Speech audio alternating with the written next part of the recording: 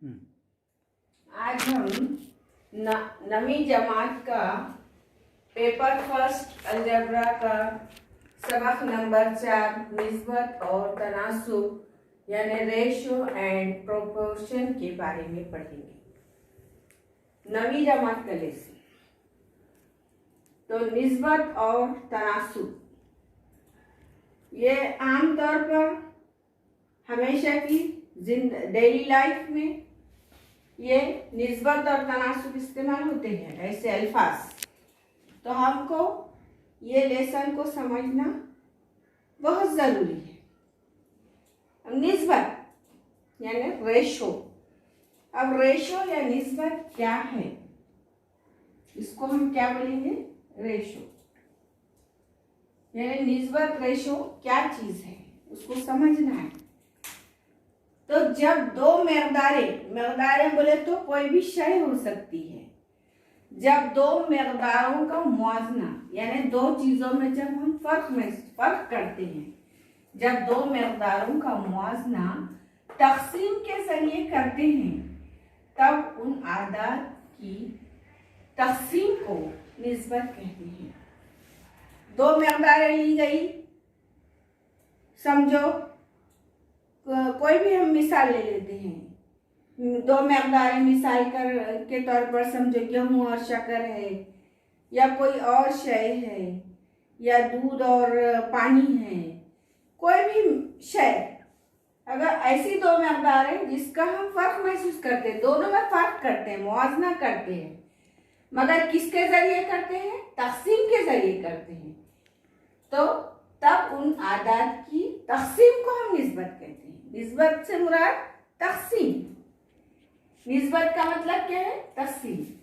समझो एक कोई शय ए है, कोई एक मकदार ए है और फिर दूसरी मकदार बी है, तो हम क्या लिखेंगे? ए बटा बी यानी ए निस्बत बी। इसका मतलब दोनों मकदारों का मुआवजा हम कै के जरिए करते हैं? तकसीम के जरिए करते हैं। तो उसको हम क्या कहते हैं? निस्बत। निस्बत से मुराद तकसीम, मगर तकसीम किस में करना है? हमको मकदारों के अंदर तकसीम करना है। तो ऐसी तकसीम को हम निस्बत कहते हैं। और दूसरी बात, निस्बत को जाहिर करने के लिए ये दो नुक्ते ऐसी अलामत का इस्तेमाल करते हैं। जो अलामत दिखाई जा रही है, ये अलामत का इस्तेमाल हम निस्बत को बतलाने के लिए करते हैं। अब यहाँ पे जैसा मैं ऊपर बताई, यहाँ पे देखिए 7 निस्बत 9 का मतलब ये है 7/9 यानी कोई शय 7 हिस्से ली जा रही है और कोई दूसरी शय 9 हिस्से ली जा रही है। दोनों को तकसीम के जरिए बताया जा रहा है। मकदारें हैं, ये कोई भी मकदार हो सकती है। तो ऐसी मकदारों की ये जो तकसीम है उसको हम निस्बत कहते हैं। और निस्बत पढ़ते हैं उसको, ये दो नुक्तों को क्या पढ़िए? निस्बत। निस्बत का मतलब तकसीम। अब तीसरी बात है, जब दो निस्बतें, मतलब ऐसी दो निस्बतें जब मसावी हो, एक निस्बत नहीं दो, बल्कि हम दो निस्बतें लेते हैं। फर्ज कीजिए कि दो निस्बतें कौन सी है? ए बी, ये एक निस्बत होगी, ए बटा बी एक होगी। दूसरी निस्बत क्या लीजिए? सी बटा डी होगी। तो ये दो निस्बतें हैं। जब दो निस्बतें मसावी हो, दोनों निस्बतें क्या हो जाती है? जब मसावी होती है तो हम कहते हैं, क्या कहते हैं? इन निस्बतों के आदाद तनासुब में है।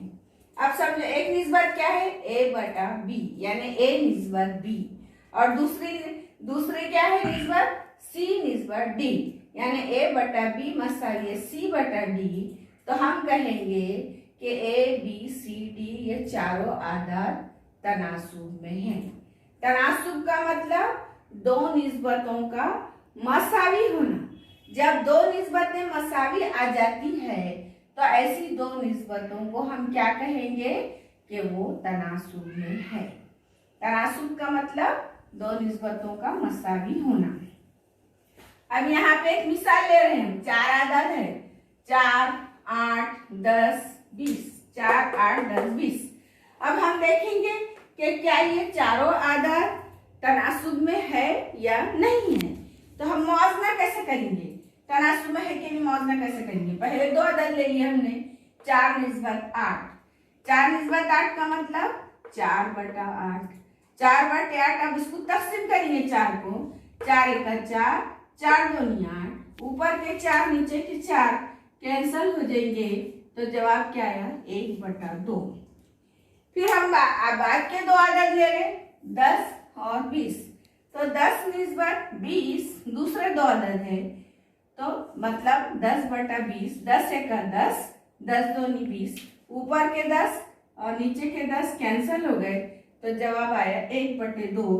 बोलने का मतलब जब दो निस्बत है, ये एक निस्बत हो गई, ये दूसरी निस्बत हो गई, ये एक निस्बत और ये दूसरी निस्बत, दोनों निस्बतों को हल करने पर क्या जवाब आया, 1/2। मतलब दोनों का जवाब कैसा आ गया, मसावी आ गया। जब दो निस्बतों की कीमत मसावी आ जाती है तो हम कहेंगे कि वो दो निस्बतें कैसी है, मसावी है, यानी तनासुब में है।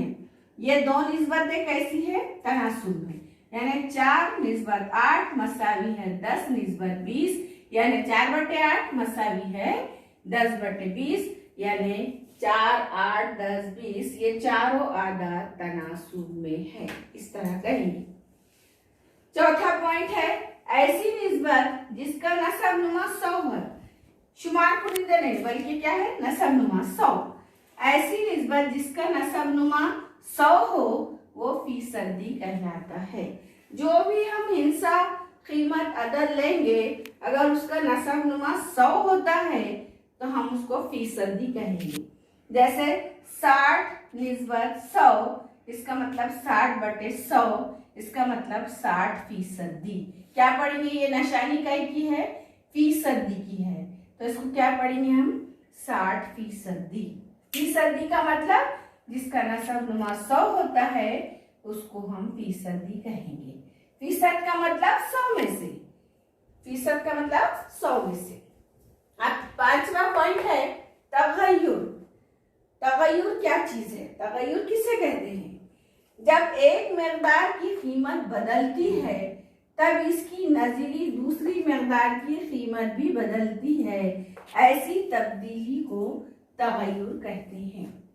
अब समझो दो मकदारें ले लिए, दो मकदार मतलब बोलने का मतलब समझो हमने शक्कर लेकर आए, शक्कर लेकर आए, अगर 1 किलो शक्कर 35 रुपए किलो मिल रही है तो 35 रुपए की 1 किलो, तो दो मकदारें क्या हो गई, एक कीमत हो गई और दूसरी शक्कर हो गई, दो मकदारें हो गई। अगर समझो अगर हमने शक्कर की कीमत बढ़ा दिए तो मतलब शक्कर की वजन बढ़ा दिए, 2 किलो कर दिए, 3 किलो कर दिए, तो उसकी कीमत भी क्या हो जाएगी, उसकी कीमत भी तब्दील हो जाएगी, मतलब उसके हिसाब से कीमत भी बढ़ जाएगी। तो ऐसी तब्दीली क्या बोलेंगे, जब एक मकदार की कीमत बदलती है, जब कोई मकदार की कीमत चेंज होती है तब उसकी दूसरी मकदार यानी उसके साथ जो भी जुड़ा हुआ रहेगा, जो भी मकदार रहेंगी उसकी कीमत भी बदलती है। तो ऐसी तब्दीली जो बदलने वाली तब्दीली है, तब्दीली को ही हम क्या कहते हैं, तगय्युर। तगय्युर का मतलब तब्दीली, मगर क्या में तब्दीली, मकदारों में तब्दीली। अब ये तगय्युर की 2 किस्में हैं। तगय्युर की कितनी किस्में हैं, 2। एक किस्म है मुस्तकिल तगय्युर और दूसरा है माकूस तगय्युर। अब हम दोनों में फर्क देखते हैं कि मुस्तकिल तगय्युर किसे कहते हैं और माकूस तगय्युर किसे कहते हैं। अब मुस्तकिल तगय्युर समझ लीजिए आप, जब एक मकदार में इजाफा होता है तब इसकी नजीरी मकदार में भी इजाफा होता है। जैसे मैं अभी अब समझो आपने 5 किलो गेहूं लेकर आए तो 20 पंजे 100 रुपए के आ गए। अब समझो 5 के बजाय अगर हमने 10 किलो गेहूं कर दिए तो गेहूं की कीमत 200 रुपए हो जाएगी। बोलने का मतलब अगर एक मकदार में इजाफा हो गया, अगर वजन में इजाफा हो गया तो उसकी जो कीमत है उसमें भी इजाफा हो जाएगा, मतलब दोनों में भी इजाफा होंगे। एक मकदार में इजाफा तो दूसरे में भी इजाफा हो जाएगा। या इसी तरह से अगर अभी बल्कि एक मकदार में कमी वाक़ हो रही तो उसकी दूसरी मकदार में भी कमी हो जाएगी। या तो इजाफा होगा, एक मकदार में इजाफा तो दूसरे में इजाफा, अगर एक में कमी हुई तो दूसरे में भी कमी, ऐसी दो मकदारों में या कमी या इजाफा होता है तो ऐसी मकदारों को हम क्या कहते हैं? ऐसी मकदारों की निस्बत मुस्तकिल रहती है। वो जो निस्बत ली जाती है उनकी मकदारों की, वो कैसी रहती है? मुस्तकिल रहती है। ऐसी तब्दीली को हम मुस्तकिल तगय्युर कहते हैं। अब यहाँ पे मैं आपको ये चंद जो है तो निस्बतें ली है, सब 15/75। सब जो गेहूं की कीमत की ले लो, हम गेहूं की मिसाल ले लेते हैं। अगर कोई गेहूं 10 रुपये 15 रुपये किलो है, अगर हम 5 किलो गेहूं ला रहे तो उसकी कीमत कितनी हो जाएगी? 75 रुपये। ये दो मकदारें हो गई, गेहूं और कीमत क्या हो गई? ये दो मकदारें हो गई। फिर क्या हुआ? गेहूं 15 रुपये किलो से है तो 5 किलो गेहूं की 75 रुपये। अब फर्ज करो गेहूं की कीमत बढ़ गई, हमने यहाँ इजाफा बताया कि अगर मकदार में इजाफा, एक मकदार में इजाफा हो तो दूसरे में भी इजाफा होगा। तो अब हम यहाँ पे बता रहे 15 रुपये के बजाय क्या हो गया?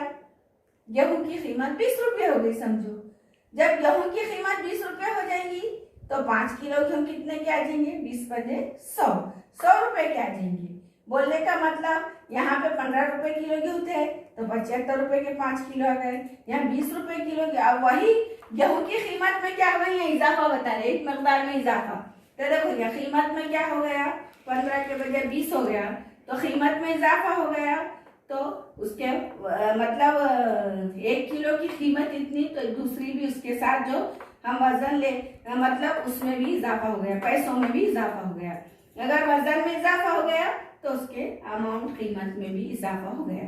अब फर्ज करो वही गेहूं की कीमत कम हो गई। समझो, यहाँ बता रहे इसी तरह जब एक मकदार में कमी वाक़या होती है तो उसकी दूसरी नजरी मकदार में भी कमी वाक़या होती है।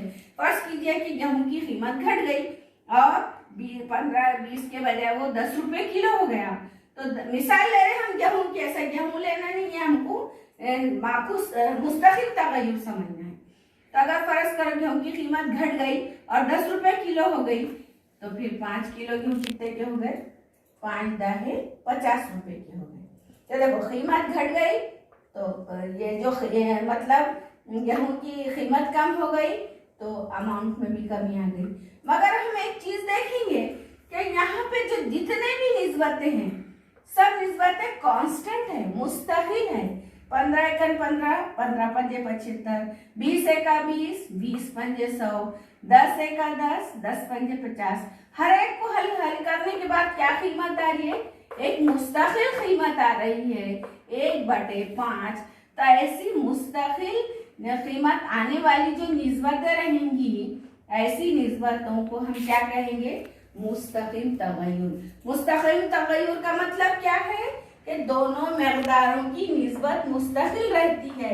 ऐसी तब्दीली, जब यहाँ तब्दीली हो रही, ऊपर तब्दीली शुमार को गिनने में तब्दीली हो रही तो नसब में भी हो रही। तो ऐसी तब्दीली होने वाली कीमतें अगर मुस्तकिल आती है तो ऐसी तब्दीली को हम मुस्तकिल तगय्युर कहते हैं। अब हमको समझना है माकूस तगय्युर क्या है। मुस्तकिल तो समझ चुके, अब माकूस तगय्युर, दोनों में क्या डिफरेंस है? अब माकूस तगय्युर में देखो, अगर जब एक मकदार बढ़ती है, जब एक मकदार बढ़ती है तो उसकी नजीरी मकदार कम होती है। यहाँ पे कैसा था? जब एक मकदार बढ़ी तो दूसरी मकदार भी बढ़ी, मगर यहाँ पे उल्टा है, जब एक मकदार बढ़ती है तो उसकी नजीरी मकदार कम होती है, या एक मकदार कम होती है तो उसकी नजीरी मकदार बढ़ती है। ऐसी दोनों मकदारों के हासिले ज़रब, यहाँ पे तक़सीम में था निस्बत, मगर यहाँ पे हासिले ज़रब है। जब ऐसी दो मकदारों की हासिले ज़रब कैसा आना चाहिए? मसावी आना, मुस्तकिल आना। तो ऐसी तब्दीली को हम क्या कहते हैं? माकूस तगय्युर। अब ये आपको समझ में नहीं आ रहा होगा। फर्स्ट का जो हम एक मिसाल लेते हैं, समझो एक किताब है और किताब के पेजेस कितने हैं? 100। किताब है और किताब के पेजेस 100 है। अब फर्ज करो हम रोज 20